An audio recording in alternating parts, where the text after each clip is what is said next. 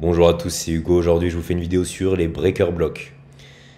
Comment je les incorpore dans mon trading? On va donc voir les breaker blocks bearish sur donc une tendance baissière et enfin les breaker blocks bullish. Donc pour le bearish breaker block, nous avons déjà un high, ensuite un low, ensuite un higher high relativement au high précédent et ensuite un lower low relativement au low précédent.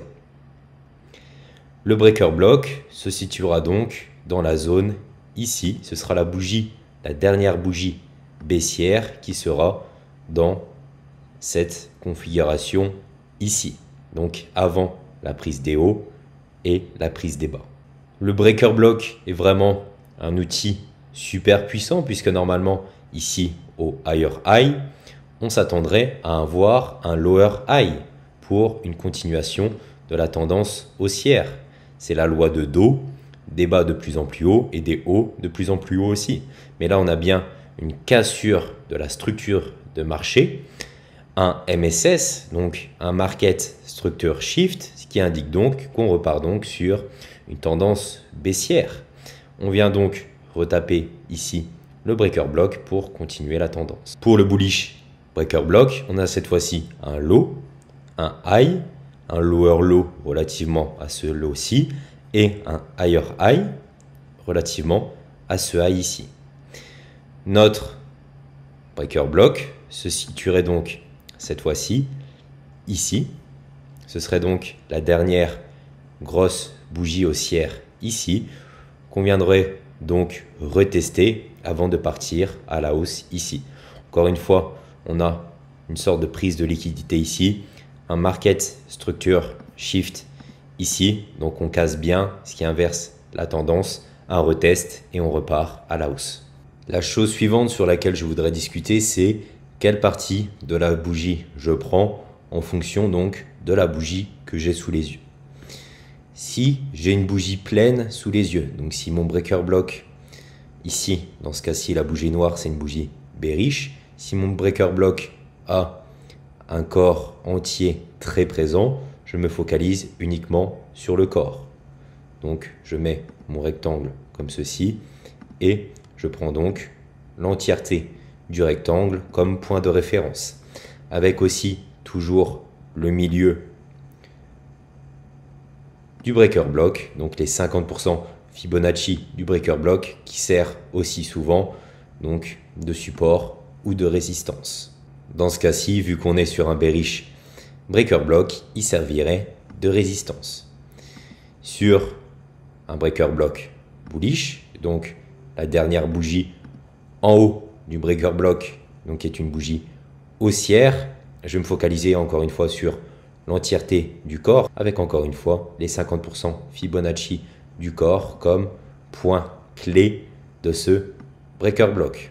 Quand j'ai un breaker block bullish donc, et que ma dernière bougie a peu de corps et beaucoup de mèches, je me focalise personnellement sur l'entièreté de la bougie. Là, c'est moi et mon expérience. Certaines personnes vont se focaliser uniquement sur le haut de la bougie, certaines personnes uniquement sur le corps.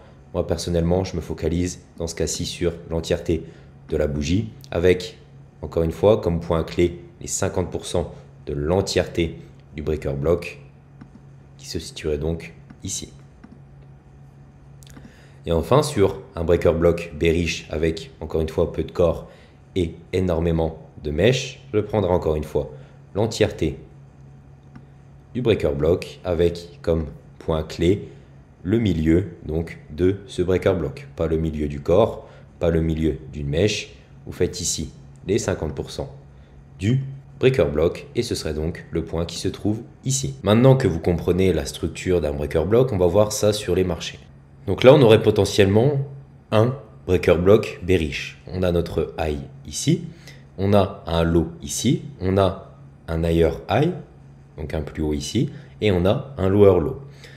Ce qu'il faudrait donc, c'est que le marché revienne ici, qu'on puisse prendre position ici, et donc, vu la configuration du breaker block bearish, on s'attendrait donc à une impulsion baissière. On va voir ce qui s'est passé. Qu'est-ce qu'a fait le marché? Il est revenu pile dans notre breaker block, ici. On voit qu'il l'a presque filled à 100%. Et il a donc continué sa tendance baissière par la suite. On avait aussi ici un fair value gap. Donc on avait sous les yeux plusieurs confluences pour prendre position. Mais donc, admettons, j'ai mon breaker block ici. Je mets mon entrée ici. Je mets mon SL soit au-dessus du breaker block, soit ici au-dessus de l'order block. Car un breaker block crée aussi un order block qu'on a ici. Donc là, on a vraiment beaucoup de confluence pour pouvoir prendre position sur le marché facilement. Deuxième exemple pour un bullish breaker. Donc on a notre low, on a notre high. Donc ça, c'est une bougie baissière, c'est une bougie haussière. On voit que le marché a fait un lower low, puis un higher high. Où se situe donc notre breaker? Notre breaker se situe ici. C'est la bougie haussière. Donc la dernière bougie haussière, là il n'y en a qu'une entre le low et le high. Et je m'attends donc à un retour dans ce breaker afin de continuer la hausse.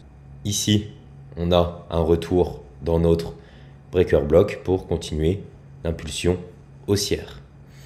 Encore une fois, on voit ici qu'on a un fair value gap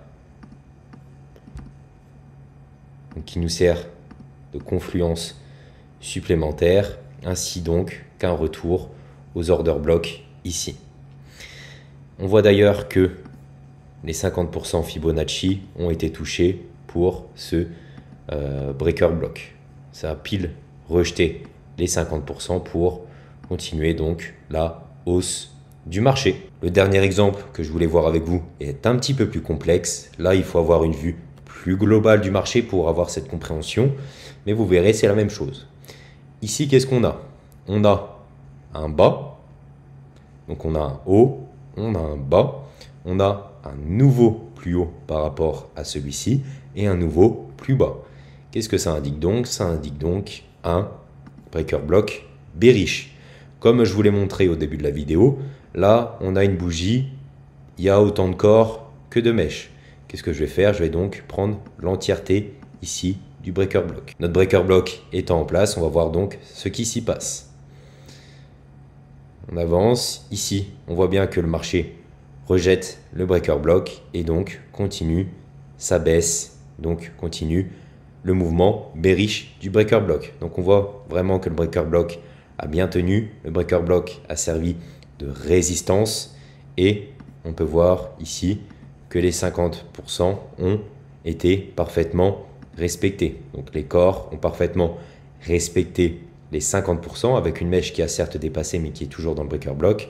Mais en tout cas, cette indication des 50% du breaker block qui tiennent, qu'est-ce qu'il montre? Il montre qu'au final, on a vraiment une configuration qui soutient le breaker block. Et donc, si vous avez ça sous les yeux au moment de votre trading, ça veut dire que vous avez sûrement une très forte probabilité d'avoir un mouvement baissier par la suite. J'espère que la vidéo vous a plu. J'ai vraiment essayé de simplifier au maximum ce concept des breaker blocks.